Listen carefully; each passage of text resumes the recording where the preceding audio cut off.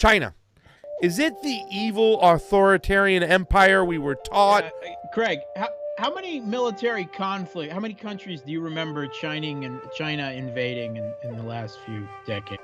0. There was one conflict with Vietnam, communist China and communist Vietnam, way deep in the Cold War, in the 70s, I believe. How many military conflicts has the U.S. been involved in that same time frame? In the last week, 5 times as many. You very quickly lose count. It is just the accepted norm that U.S. aggression around the world is just a normal fact of life.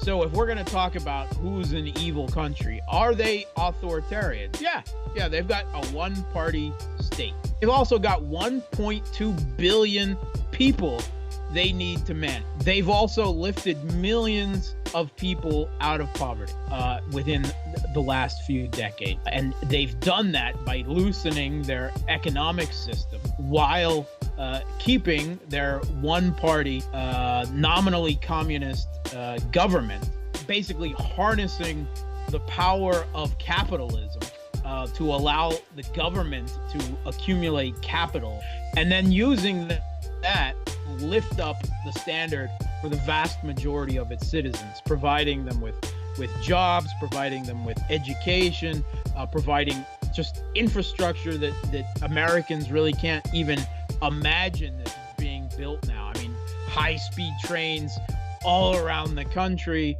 5G.